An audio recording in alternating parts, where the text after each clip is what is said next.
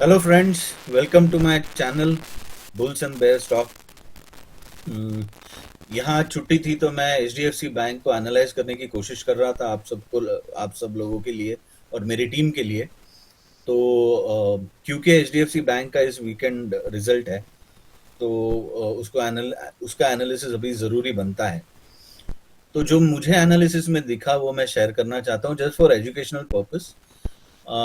HDFC bank का अगर मैं वीकली चार्ट ओपन करता हूँ और उसको 200 एक्सपोनेंशियल मूविंग एवरेज, यहाँ पे ये इंडिकेटर है, अगर मैं उसको लगाता हूँ वीकली चार्ट पर, तो मुझे यहाँ पे दिख रहा है कि जब भी ये 200 मूविंग एवरेज के पास आता है ये एक रैली कर रहा है। यहाँ पे इसने 200 एक्सपोनेंशियल मूविंग एवरेज को टेस्ट किया और उसके बाद इसने रैली की। तो ये बात थोड़ी जहन में लेने लायक है, ऐसा मुझे लग रहा है। यहाँ पे इसने अभी टेस्ट किया है, यहाँ पे टेस्ट किया है, यहाँ पे भी इसने टेस्ट किया और उसके बाद एक पूरी रैली हमको देखने को मिली। और अगर मैं और पीछे जाता हूँ तो पीछे भी यही काम H D F C bank ने किया है, इस जगह भी, यहाँ पे भी, इसके पहले भी। तो जब भी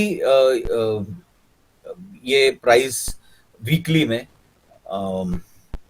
200 एक्सपोनेंशियल मूविंग एवरेज के पास आती है तो प्राइस बाउंस करती है। तो क्या हम मान लें कि H D F C bank अभी बुलिश है? कुछ और इंडिकेटर्स देखते हैं इसमें, इंडिकेशंस देखते हैं। This is for educational purpose, तो पढ़ाई कर रहे हैं तो थोड़ा डेप्थ में पढ़ाई करेंगे।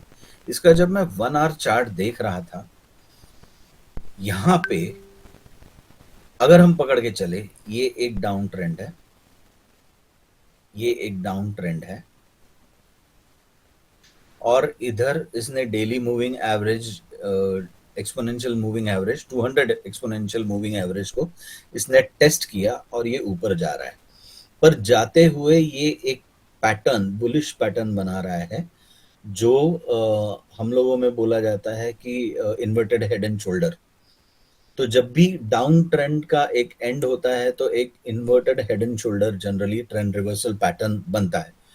ये पैटर्न क्या होता है, टेक्निकल एनालिसिस में इसका क्या महत्व होता है, ये सब अगर आपको जानना है तो आप कमेंट में मैसेज कीजिए, हम आपको लिंक भेजेंगे। और ड्यूरिंग लाइव मार्केट आवर्स हम लोग इसको कैसे मॉनिटर कर सकते हैं इसके बारे में आपको बताएंगे। तो उसके लिए आपका हम लोगों से जुड़ना बहुत ज़रूरी है। तो आप टेलीग्राम के थ्रू, हम जिसकी लिंक इस वीडियो के डिस्क्रिप्शन में रहेगी, वहाँ से आप हम लोगों से जुड़ सकते हैं, मैसेज में कमेंट कर सकते हैं। जेन्युइन अगर कमेंट रही तो हम उसको ज़रूर रिप्लाई देंगे। तो coming back to our subject, again once again I reiterate कि ये वीडियो सिर्फ एजुकेशनल पर्पस के लिए है। H D F C bank ने अभी कल last trading session 200 exponential moving average को टेस्ट किया और वहां से कम 2% का बाउंस दिया। क्यों दिया होगा? कुछ तो कारण होगा, कुछ तो बाइंग हुई होगी, इसीलिए बाउंस दिया। ये तोड़ भी सकता था एक्सपोनेंशियल मूविंग एवरेज, क्यों नहीं तोड़ा? क्या इसने ये एक्सपोनेंशियल मूविंग एवरेज तोड़ना रिजल्ट के दिन के लिए बाकी रखा है? तो अगर ये ऊपर जा रहा है, अगर उसको रिजल्ट के दिन एक्सपोनेंशियल मूविंग एवरेज तोड़ना होता था तो ये इसके आजू बाजू मंडराता था, ये ऊपर नहीं जाता। तो it was easy for these people to do that. लेकिन अभी तक वैसा कोई साइंस नजर नहीं आ रहा है। उल्टा ये डाउन ट्रेंड के एंड में एक शोल्डर, अगर हम इसको हेड पकड़ के चले, this is one shoulder, this is head, this is the formation of another shoulder. तो हमको 1520 के ऊपर एक कंफर्मेशन मिलेगी, ऐसा मुझे लगता है डेली चार्ट में। सो 1520 का लेवल अगर मैं मार्क करके रखता हूँ, तो अगर 1520 के ऊपर ये जाता है तो शायद हमें और एक रैली इसमें नज़र आए। यहाँ पे भी ये 200 एक्सपोनेंशियल मूविंग एवरेज के नीचे गया और उसके बाद एक बड़ी रैली दी। तो रिसेंट हिस्ट्री भी हमको यही कह रही है। उसके बाद एक डाउन ट्रेंड चालू हुआ जहाँ पे लोअर टॉप्स, लोअर बॉटम्स, और ये एक फाइनल लोअर बॉटम। तो अगर हम इस लोअर बॉटम का स्टॉप लॉस लगा के चलते हैं 1482 का, एक 40 रुपए का स्टॉप लॉस, और अगर हम इसको लॉन्ग टर्म के लिए होल्ड करने की कोशिश करते हैं, मतलब 1600 का टारगेट, तो इसको ऑप्शंस में बाय नहीं करना, क्योंकि पास्ट 2 ईयर्स से ये स्टॉक बहुत धीमे धीमे ऊपर जा रहा है। तो जब हिस्ट्री हमको बता रही है कि अगर ये धीरे से ऊपर जाता है तो ऑप्शंस में ट्रेड करना इज नॉट गुड।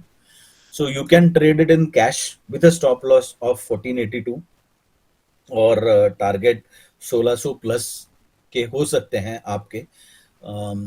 रिजल्ट कैसा आता है ये अगर मैं देख के चलूं तो यहाँ पे तो जो प्राइस इन होता है वहाँ पे रिजल्ट अच्छा दिख रहा है।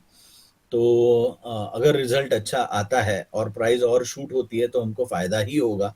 अदरवाइज 1482 का अगर हमारा स्टॉप लॉस ट्रिगर हो जाता है तो हमें और नीचे मिलेगा।